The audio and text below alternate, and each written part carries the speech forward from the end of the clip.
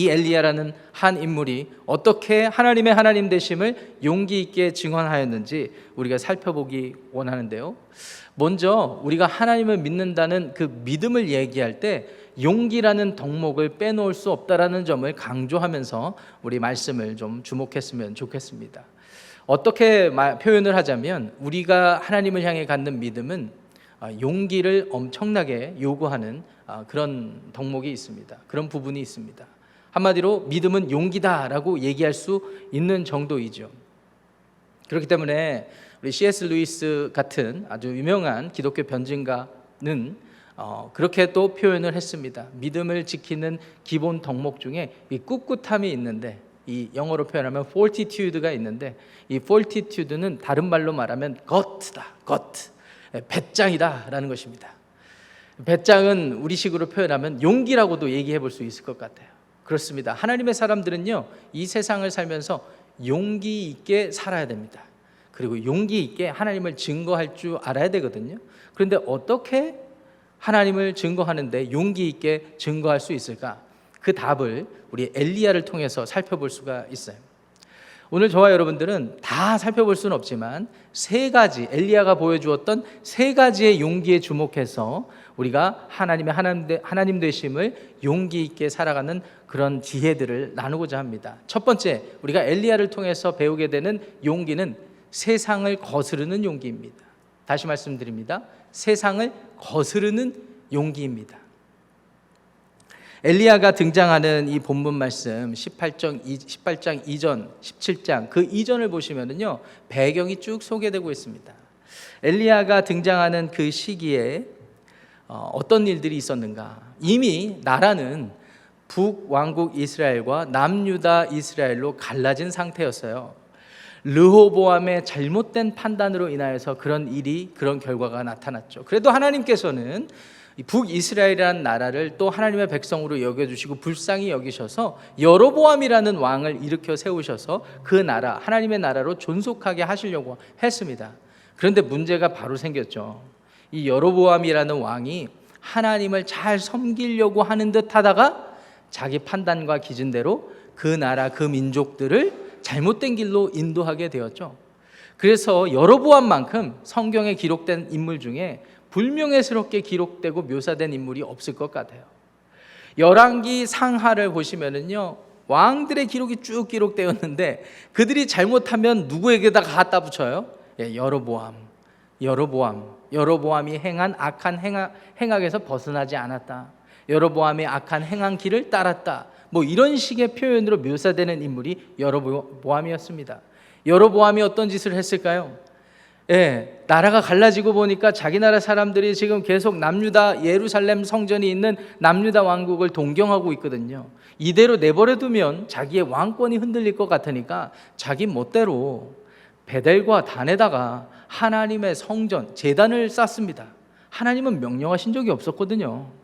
그런데 제단을 쌓고 그 제단에서 제사의식을 집전할 사람이 필요하니까 자기 멋대로 아무나 제사장 그룹들을 세우기 시작하죠. 그리고 눈에 보이는 뭔가가 있으면 좋겠다 싶으니까 금송아지를 만들어서 우리를 구원한 하나님이라고 명명을 하고 이상한 길로 온 나라 민족들의 영적인 상태를 이끌어가고 있습니다.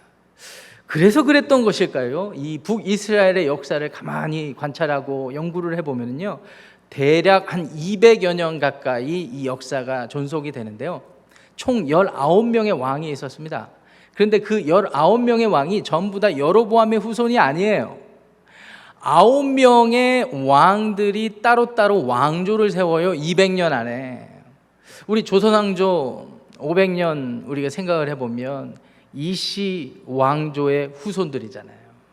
오늘 혹시 이 자리에 이씨 성을 가지고 계십니까? 전주 이씨인가요? 그렇죠? 예, 왕족이십니다. 예, 축하합니다. 예, 500년도 한 왕조로 이어져 갈 수 있는데 200년 정도 되는 시점에 나인 다이내스티가 이렇게 쭉 이어졌다라는 것은 그만큼 혼란스러웠다라는 것을 증거하고 있죠. 9명의 왕조가 이렇게 쭉 있는데 그 중에 오므리라는 사람이 있었습니다. 이 오므리라는 사람은 그래도 이 9명의 왕조를 일으켰던 왕 중에서는 그래도 능력 있는 왕이었어요. 이 북이스라엘이라는 나라를 부강하게 하기도 했고요. 부강하게 하기 위해서 외교 정책을 잘 펼쳤던 사람 중에 하나였어요. 그래서 이 두로라는 이 접경 지역에 있는 이방 민족하고 좋은 관계를 맺기 위해서 그 두로 왕의 딸을 이 며느리로 맞아들이기도 하죠. 그 딸의 이름이 여러분들이 아주 익숙하게 잘 아시는 이세벨입니다. 이 두로라는 지역에서는 풍요의 신인 바알과 아세라 신을 믿고 있었는데요. 세상에 며느리로 맞이한 이 이세벨이 아주 독실한 바알 신자예요. 독실한 바알 신자예요. 그러다 보니까 바알 우상들을 다 가지고 이스라엘에 들어왔죠. 외교를 어쨌든 성공적으로 마쳤기 때문에 이 오므리라는 왕은 이 국내 정세를 잘 다스려야 되겠다 싶어가지고요, 세멜이라는 지역을 딱 보니까 요새화하기 좋겠다 싶어서 그 지역을 또 거금을 들여서 사죠. 그래서 사마리아라는 이름을 붙이고 그때부터 북이스라엘의 중심지가 사마리아가 된 것입니다. 그런데 오므리에 대한 기록을 열왕기상 16장에 보시면요, 아까 제가 서론에서 말씀드렸듯이 북이스라엘이 영적으로 타락하게 된 가장 직접적인 원인을 제공한 여로보암의 죄보다 더하면 더했지 못했다고 기록하지 않습니다. 더했던 인물이래요. 여기서 우리는 중요한 통찰력을 얻게 됩니다. 아니, 세상적으로 능력 있고 세상적으로 사람들을 편하게 해주고 또 사람들이 좋아해 줄 만한 그런 사람이라 할지라도 하나님 앞에서 타락한 모습으로 살았다면 인정받지 못하는 삶일 테고 그 삶은 아무 쓸모없는, 가치 없는 삶이 되는구나 라는 것을 우리가 기억하셔야 됩니다. 그런데 문제는 그 당대를 살아가는 사람은 그것을 보지 못하는 것 같아요. 그 당대를 살아가는 사람들은 보지 못하는 거죠. 시간이 흘러 오므리가 죽었습니다. 오므리의 아들이 그의 업적들을, 그의 모든 이 결과들을 이어나가길 원했습니다. 그의 아들이 그 유명한 이세벨의 남편 아합입니다. 아합은 아버지 오므리가 일으켰던 모든 정책들을 이어받았대요. 그리고 그 정책들이 성공적으로 나갈 수 있도록 정치를 잘했대요. 우리가 평소에 알고 있던 아합이랑 좀 다른 평가이지 않습니까?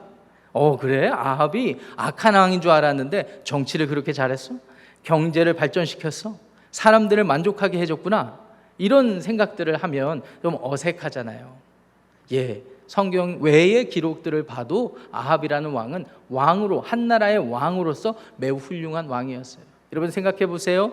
이 오므리부터 새로운 왕조, 네 번째 왕조가 시작되는데 그 다음 왕인 아합 왕 때에 비로소 그 열매가 꽃을 피우기 시작합니다. 이미 자기 아내는 두로 왕의 딸이었기 때문에 외교적으로 문제가 안 돼요. 그래서 무역도 활발하게 이루어집니다. 경제가 발전합니다.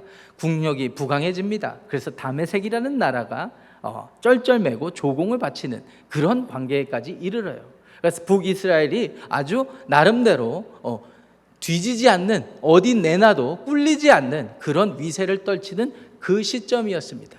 그런데 이런 나라의 정치인의 정치력과 그리고 이런 나라의 부강한 어떤 그런 상태가 왜 열왕기상에 자세히 기록되지 못하고 오히려 부정적으로 묘사되는 것일까요? 세상적으로 아무리 잘 나가고 아무리 부강하고 아무리 막강한 권력과 힘을 가진다 할지라도 그 길이 하나님이 원하시는 길에서, 하나님이 기뻐하시는 길에서 벗어난 길이라면 그것은 인정받지 못하는 것이기 때문입니다. 그런데 아까 제가 말씀드렸다시피 당대에 있는 사람은 그 사실을 몰라요. 그렇기 때문에 그 사실을 일깨워주는 누군가가 필요했는데 하나님은요, 항상 누군가를 일으켜 세워서 용기 있게 그 당대에 그 사실을 일깨울 수 있는 사람들을 사용하십니다. 그 사람이 바로 오늘의 인물인 엘리야가 되겠습니다. 17장, 이 열왕기상 17장 1절을 보시겠습니다. 열왕기상 17장 한 장 넘어가서 이전으로 넘어가서 보시면은요, 17장 1절이 이렇게 기록하고 있습니다. 길르앗에 우거하는 자 중에 디셉 사람 엘리야가 아합에게 말하되 내가 섬기는 이스라엘의 하나님 여호와께서 살아계심을 두고 맹세하노니 내 말이 없으면 수년 동안 비도 이슬도 있지 아니하리라 하니라. 길르앗에 우거하는 디셉 사람입니다. 디셉이 어디에 붙어 있는지도 잘 몰라요. 길르앗이라는 지역도요, 북이스라엘 지역 사람들의 기준에서는 매우 변두리 지역입니다. 요단 동편 끝자락입니다. 그러니까 완전히 우리식으로 좀 표현하면, 과하게 표현하면 촌놈입니다. 그런 촌놈이 한 나라의 경제와 또 힘과 국방력을 부강하게 한 왕 앞에 가서 한다는 말이, 내가 섬기는 이스라엘 하나님 여호와께서 살아계심을 두고 맹세하니 내 말이 없으면 수년 동안 비도 이슬도 있지 아니하리라 하니라. 이 청천벽력과 같은 저주의 말을 퍼붓고 있는 것입니다. 지금 제가 세상을 거스르는 용기를 가진 엘리야를 지금 설명을 하고 있는데요, 여기서 말하는 이 세상은 우리가 상상하지도 못한 능력을 갖춘 세상이에요. 지금 아합이라는 왕은 아버지 오므리에 이어서 엄청난 권력을 소유하고 있는 왕이에요. 북이스라엘이라는 한 나라에만 머무는 그런 능력이 아니었어요. 이미 두로와 외교적으로 관계가 있고 그 주변에 많은 영향을 끼치고 있었기 때문에 그 당대에 많은 막강한 영향력을 소유하고 있었던 사람 앞에 변두리에 있던 한 사람이 가서 저주의 말을 퍼부숴야 되는 그런 상황이었단 말이죠. 엘리야가 그 일에 순종해서 하게 됩니다. 하나님의 뜻이기 때문에. 여러분, 우리는 하나님의 뜻이라면은 모든 우선순위를 조정해야 될 줄 믿습니다. 하나님께서 원하시면, 하나님께서 우리에게 포기하라고 말씀하시면, 우리가 찬양한 것처럼 주님 말씀하시면 그 말씀에 순종할 줄 알아야 돼요. 우리가 요새 사무엘상을 묵상하고 있는데요, 사무엘상에서 하나님 앞에 인정받지 못한 왕이 지속적으로 등장하잖아요. 그의 이름이 누구일까요? 사울입니다. 사울은 자기 스스로 하나님이 자기를 기름 부어서 왕 세웠다고 생각했지만, 그리고 하나님 앞에 충성된 왕이라고 착각했지만 하나님 보실 때 기준에 못 미쳤어요. 의로운 왕이 아니었어요. 하나님께서 그렇게 많은 것을 요구하지도 않았어요. 하나님의 말씀에 말씀 그대로 순종하길 원했는데, 아시다시피 아말렉 족속들을 가서 눈에 보이는 대로 남기기도 하고, 자기가 판단 기준이 되어서 제사도 자기 멋대로 드리는 일을 막 범했거든요. 그러면서 스스로 몰라요. 스스로 자기 자신에 대해서 몰라요. 이런 것들이 우리가 실수할 수 있는 그런 부분이에요. 그래서 우리에게 하나님이 항상 경고하시는 거예요. 하나님의 뜻이라면, 하나님의 말씀이 있다면 우선순위를 어떻게든 조정해서라도 하나님 앞에 순종할 줄 아는 그런 믿음의 자세가 요구된단 말입니다. 자, 이 엘리야가 이렇게 하기까지 쉬웠을까요? 어려웠을까요? 제가 상상을 해봤어요. 말씀 준비하면서. 내가 이 상황이었으면 어떻게 했을까? 가기는 했을 것 같아요. 가기는 했지만 이렇게 당당하게 말할 수 있었을까?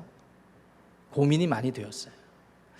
엘리야 역시 이 현장에서 겉으로는 당당하게 얘기했을지 몰라도 돌아서서 다리가 후달거리고 사람들의 눈치를 봤을지도 모르겠다라는 생각을 해봅니다. 그래서 그랬는지 모르겠는데요, 17장 말씀 1절 하반절부터 쭉 보시면은요, 하나님께서 그를 어디론가 인도하셔요. 먼저 요단강 앞 그릿 시냇가로 인도를 하십니다. 그곳에서 하나님께서 공급하시는 은혜를 베푸십니다. 이미 엘리야는 세상을 거스르는 용기 있는 결단을 하고 나아가서 말씀에 순종해서 왕 앞에 북이스라엘의 이 저주를 퍼부었기 때문에 그 시대, 그 당대, 그 나라에서 살아갈 수 있는 인물이 아니에요. 오히려 죽으면 죽었지. 그런데 하나님의 보호하심 아래 지금 그릿 시냇가에 가서 어떻게 살아야 될까 막막한 시점에 하나님께서 그를 채우시는 것을 우리에게 알려주십니다.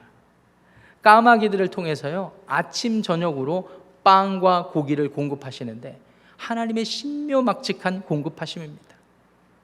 엘리야는 그런 것들을 경험하면서 하나님에 대한 확신이 깊어졌을 거예요. 까마귀가 아침에 떡, 빵, 고기, 저녁 빵, 고기를 하다가 어느 순간부터 오지 않기 시작합니다. 알고 봤더니 그릿 시냇가의 물이 이제 다 마르기 시작했어요. 하나님이 북이스라엘의 영적인 타락에 심판을 선포하신 그대로 지금 이루어진 거거든요. 그럼 이제 엘리야는 또 어떻게 먹고 삽니까? 까마귀만 지금 쳐다보고 있었는데요. 근데 하나님께서 또 다른 방식으로 그의 삶을 인도하시는 모습이 이제 7절 하반절부터 쭉 나오게 됩니다. 어디로 인도하십니까? 사르밧이라는 저 북서쪽에 한 작은 타운으로 또 가라고 명령을 하세요. 근데 가라고 명령하신 이유가 참 재밌습니다. 그 사르밧이라는 타운에 가면은 한 과부가 사는데 아들 하나를 데리고 살았던 모양이에요. 근데 거기 가서 그 집에 가서 좀 지내라 이렇게 말씀을 하시는 거예요. 근데 막상 가봤더니 그 집은 우리가 상상할 때 지금 막상 그리시네가에서 말씀을 받고 갈 때 어떤 마음이 들었겠습니까? 그 과부는 굉장히 부자였을 거야. 엄청난 큰 집을 갖고 있겠지. 이런 생각을 할 법하잖아요. 막상 가봤더니 자기나 그 과부네 집이나 그지 같은 거는 매한가지였습니다. 마실 물도 없고 심지어는 지금 먹을 빵을 구울 재료도 없어가지고요. 지금 이 빵을 한 덩이 먹고 자기 아들이랑 굶어 죽으려고 하는 시점이었거든요. 근데 엘리야가 하나님 말씀에 순종해서 그곳에 갔을 때 놀라운 일들이 생깁니다. 놀라운 일들이 생겨요. 어떤 일들이 생깁니까? 하나님의 지속적인 공급하심이 계속해서 이루어진 거예요. 엘리야를 통해서, 하나님 말씀에 순종했던 엘리야를 통해서 사르밧 그 과부의 집이 복을 받는 이 현상이 나타나고 있는 것입니다. 이것을 통해서 우리가 어떤 통찰력을 얻을 수 있는가? 여러분, 세상의 권력과 명예와 세상의 파워를 이미 거스르는 용기, 그것을 결단하여 주님을 따르는 길을 나섰던 엘리야에게는 여전히 먹고 살아야 되는 고민이 있었거든요. 하나님을 선택하고 예수 그리스도를 따르겠다라는 결단과 용기를 가지고 살은 사람들에게도요, 여전히 살아야 되는 고민이 있어요. 걱정이 있고 염려가 있습니다. 그런데 놀라운 사실은 믿음의 결단을 하고 세상을 거스르는 용기를 가지고 살아가는 그리스도인들에게는 하나님의 공급하심이 있다는 사실입니다. 여러분 믿으십니까? 이럴 땐 좀 아멘을 크게 하셔야 공급하심이 더하리라고 믿습니다. 할렐루야.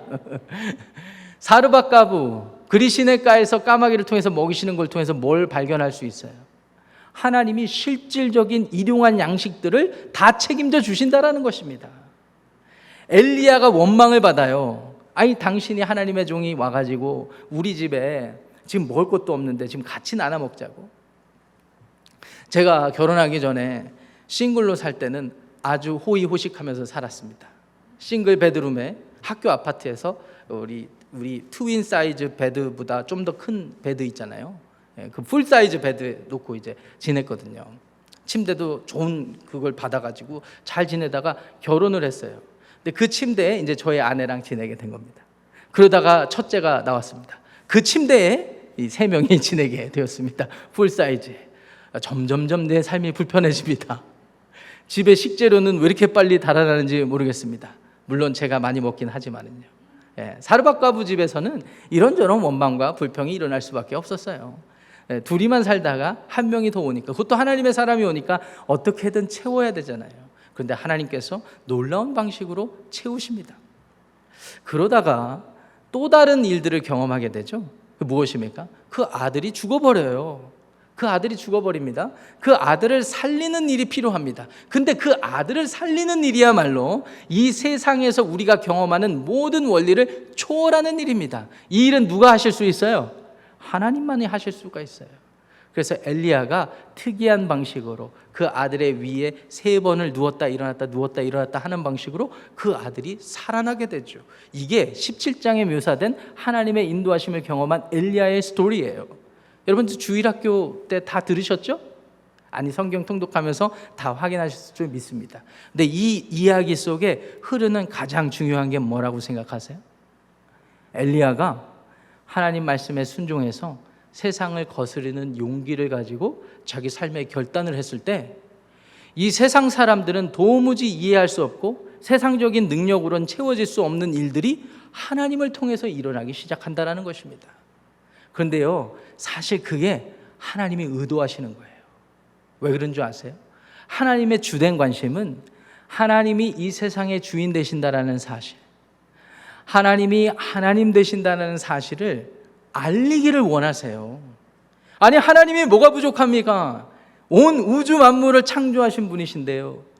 사람들한테 헌금 뜯고 사람들한테 인정받기 원하고 그렇게 해서 하나님이 우리에게 예배를 요구하시는 게 전혀 아니에요.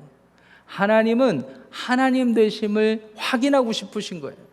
근데 그 일이 무엇을 통해서 일어나는가? 믿음을 통해서. 그 믿음을 통로 삼아서 사람들이 알게 되는 겁니다. 하나님이 계시는구나. 하나님이 계시는구나. 사랑하는 성도 여러분, 우리가 하나님을 믿고 믿음대로 살아간다는 것은 이 세상에 하나님을 알지 못하고 하나님을 거스르는 이 세상을 오히려 거스른다는 용기가 필요한 일입니다. 그 용기에는요, 이 세상이 자랑하는 힘, 명예, 권력, 재물, 심지어 생명까지도 다 하나님께 주권이 있다는 것을 인정하고 믿는 그 믿음 안에 담기게 된다는 사실을 기억하시기를 바랍니다. 그래서 우리의 믿음은 어떤 믿음이 되어야 되는가? 세상을 거스르는 용기 있는 믿음이 될 때 하나님이 우리의 삶을, 저와 여러분들의 삶을 통해 드러나실 줄 믿습니다. 두 번째, 하나님께서 엘리야를 통해서 우리에게 교훈하시는 용기, 믿음의 자세는 무엇인가? 세상과 맞서는 용기입니다. 세상과 맞서는 용기입니다. 우리 아까 읽었던 18장 본문으로 가보시면은요, 모든 구절들을 다 읽지 못해요. 여러분, 너무 익숙한 본문이에요. 엘리야가 이제 때가 차서 하나님의 인도하심 따라서 다시 아합을 만나게 되죠. 그리고 아합에게 용기 있게 제안합니다. 갈멜산에서 만나자. 그래서 당신들이 믿고 따르는 바알 제사장들 450명을 다 불러라. 아세라 선지자들도 400명을 불렀죠. 그래서 갈멜산에서 영적인 큰 싸움이 일어납니다.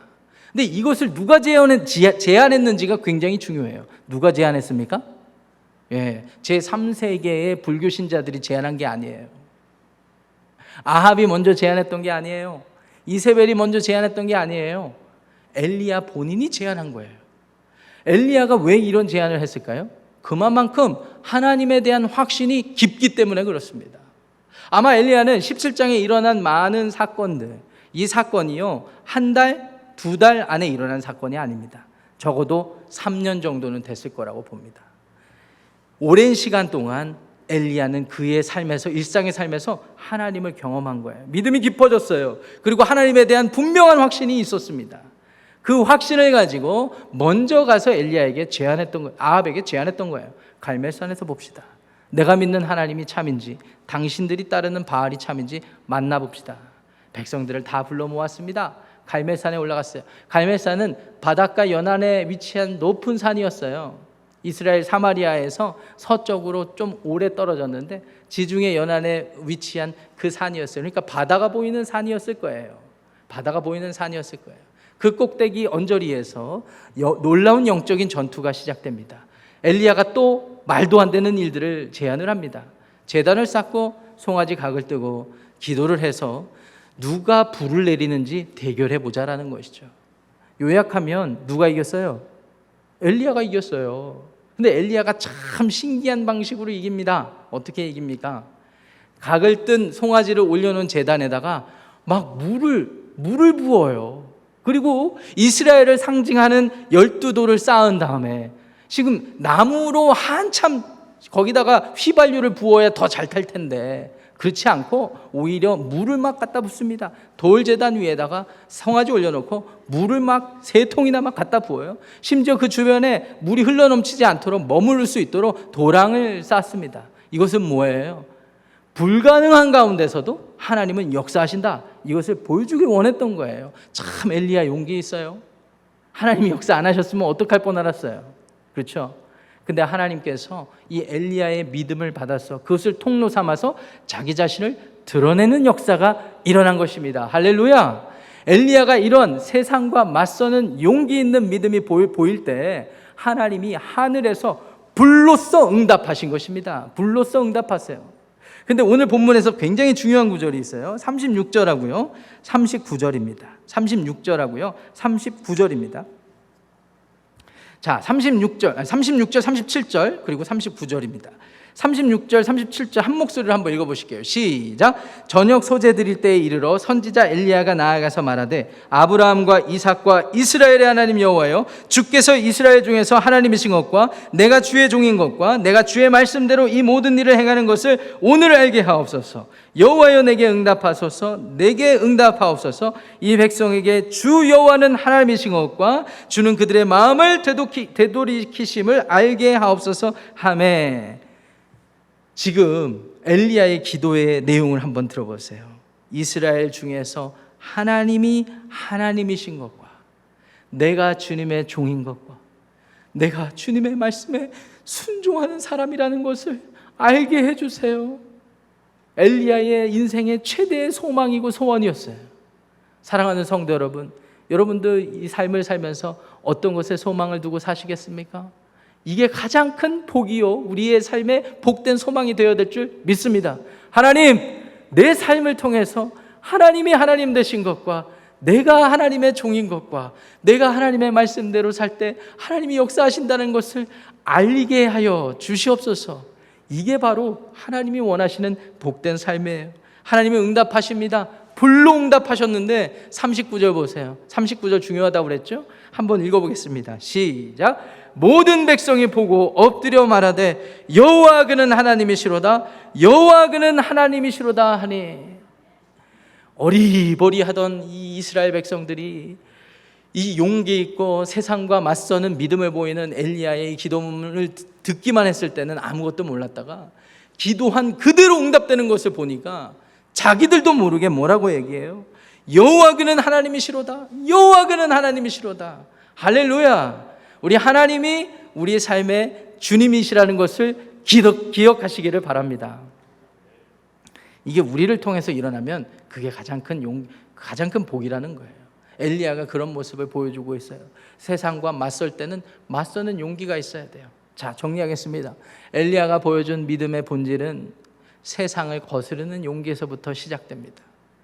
그래서 그 세상을 거스르는 용기의 그 과정에서 하나님의 공급하심과 채우심이 더 쌓이고 하나님을 경험하는 것이 더 깊어져서 세상과 맞서는 자리까지 나아가게 됐던 거예요.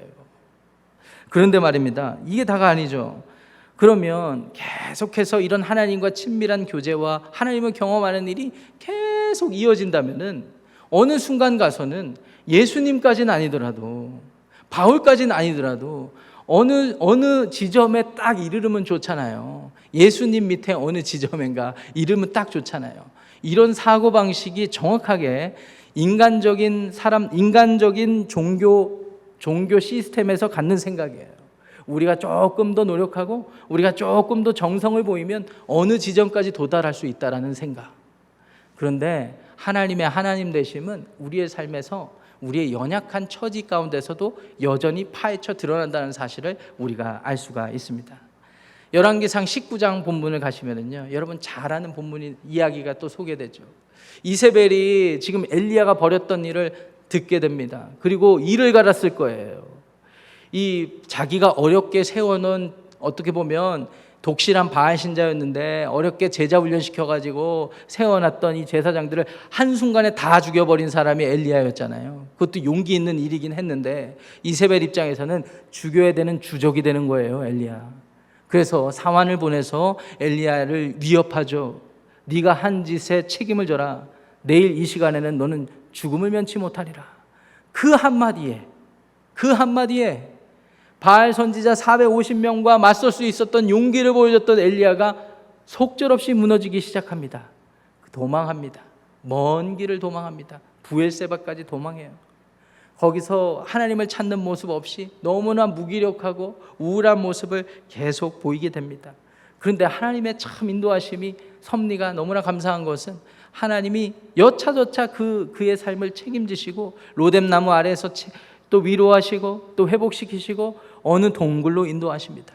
그리고 그 동굴에서 하나님이 엘리야에게 나타나시는 거예요.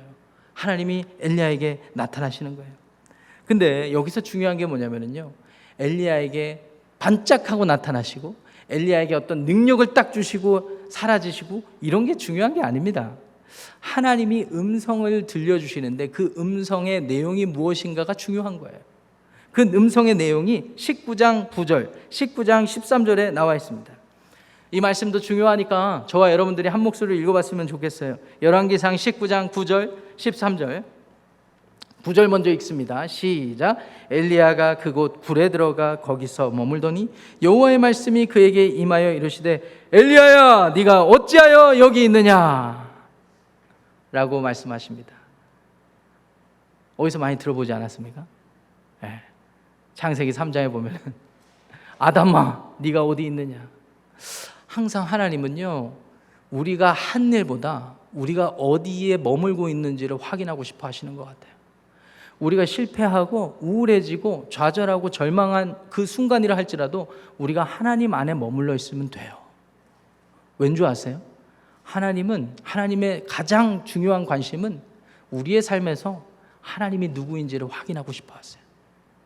우리가 잘 나가고 성공할 때 그때뿐만 아니라 우리가 무너지고 좌절했을 때 여전히 하나님 앞에 하나님 안에 그리스도 안에 머물고 있는지 아닌지를 보고 싶어 하세요. 엘리야야 네가 어찌 여기 있느냐. 나를 의지하고 나를 앙망해서 바알 선지자 450명 앞에서 세상과 맞서는 용기를 보여줬던 네가 어찌 여기 있느냐. 어찌 여기 있느냐. 정신 바짝 드는 이야기죠. 그리고 하나님이 놀라운 자연현상을 통해서 자신을 나타내신 후에 13절에 또 이 말씀하세요. 13절 말씀 한번 또 읽겠습니다. 시작. 엘리야가 듣고 겉옷으로 얼굴을 가리고 나가 굴 어귀에 섬에 소리가 그에게 임하여 이르시되 엘리야야 네가 어찌하여 여기 있느냐. 이번에는 좀 세미한 소리래요. 12절 말씀이 그래요. 요새 저희 아이들하고 우리 공동체 성경 읽기 그거 제가 이렇게 좀 틀어놓고 그러는데 아이들이 재밌어해요. 이제 여러분 아십니까? 이 앱에 핸드폰 앱에 보세요. 그러면 성경이 그냥 통독해 주는 게 아니라 드라마틱하게 해요. 배경 음악도 있고요. 그러니까 어떤 때는 저도 혼자 듣다가 막 무서워져요. 하나님이 내게 말씀하시는 것처럼. 그러니까 여러분들 좀 참여하면서 그렇게 감정도 좀 참여하면서 읽어보세요. 이번엔 세미한 음성이에요. 세미한 음성. 엘리야야, 네가 어찌하여 여기 있느냐. 사랑하는 성도 여러분, 여러분들의 믿음의 삶이 용기 있었던 믿음의 삶이 어느 지점에선가 길을 잃은 것 같습니까? 소망을 품었다가 이제 다 자포자비하고 포기하고 실패했다고 패배감에 쩔어서 그렇게 자포자기한 상태로 머물러 계십니까?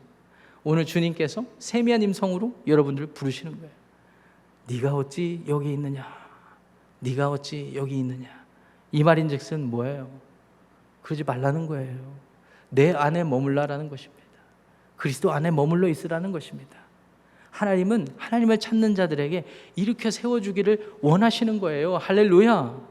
하나님께서 그래서 사명을 주십니다. 어떤 사명입니까? 아람 왕을 세우고 또 다른 왕을 세워서 아합 왕조 오므리 왕조를 끝내고 그래서 하나님의 역사가 이어지게 하라. 엘리야가 어떻게 했을까요? 다시 일어났죠. 다시 일어서는데요. 용기가 필요합니다. 그래서 세 번째 엘리야가 우리에게 보여주는 용기는 무엇인가? 다시 일어서는 용기예요. 아이 목사님 누가 이렇게 세워줘야 일어서지 혼자 못 일어나.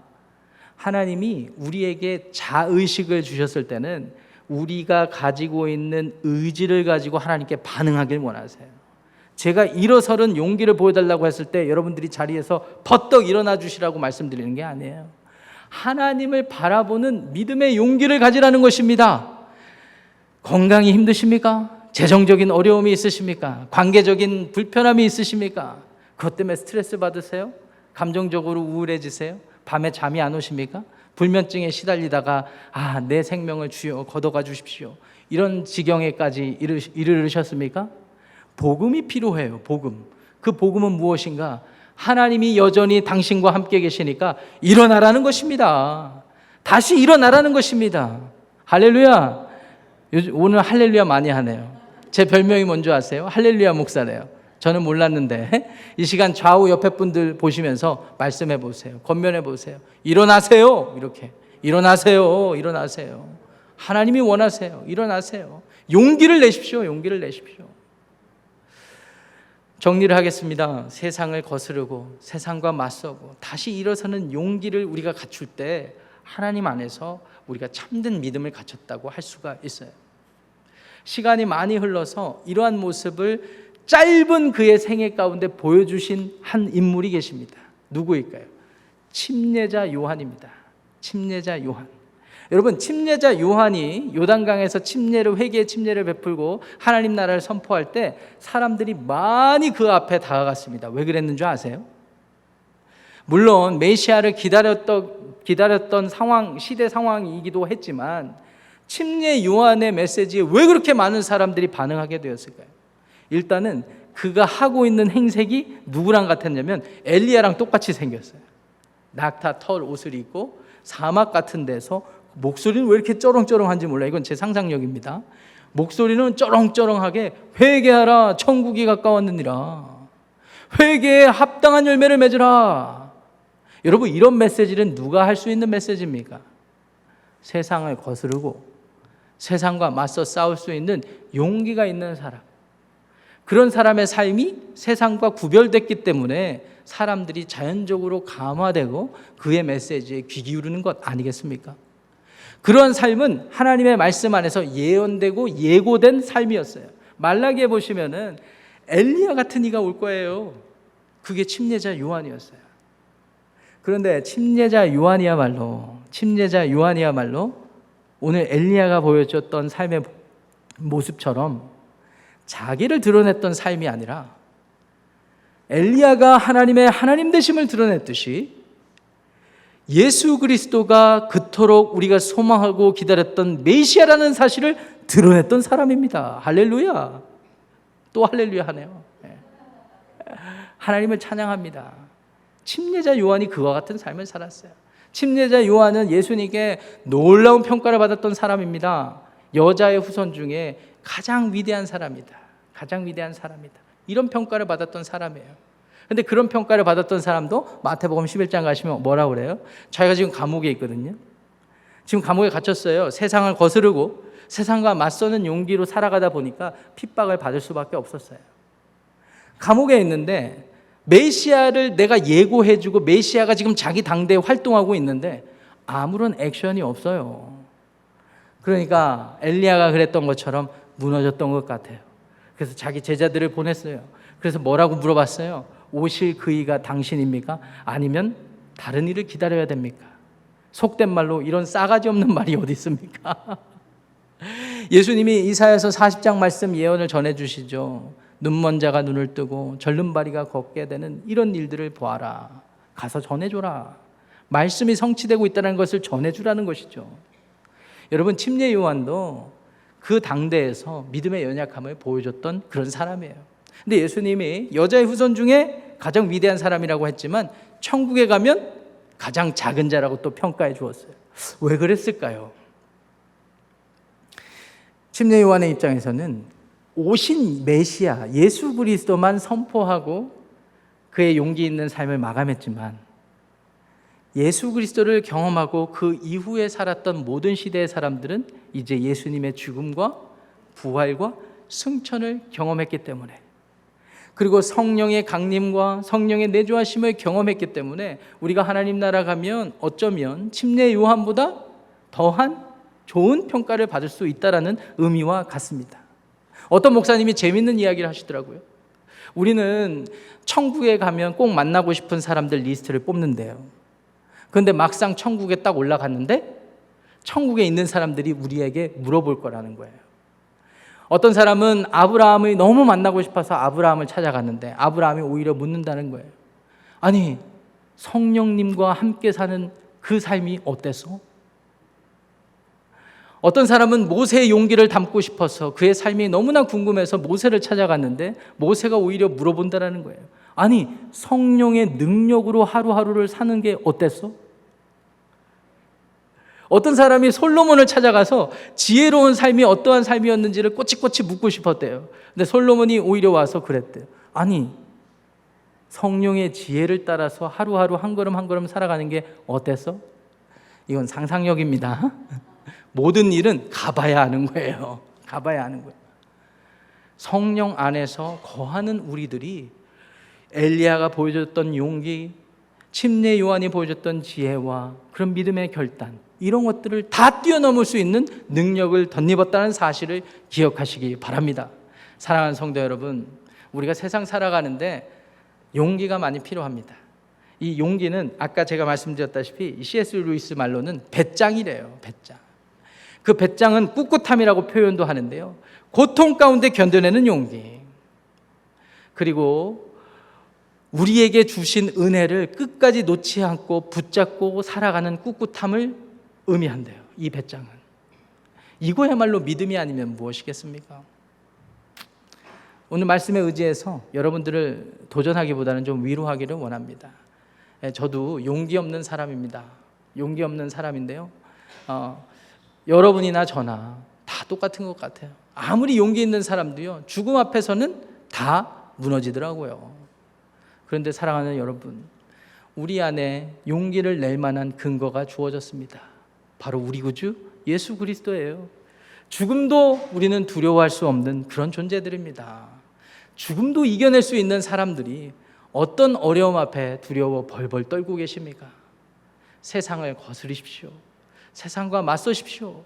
그리고 좀 다시 일어나서 주님 안에서, 성령 안에서 날마다 믿음으로 승리하는 저와 여러분들 되시기를 간절히 축원합니다.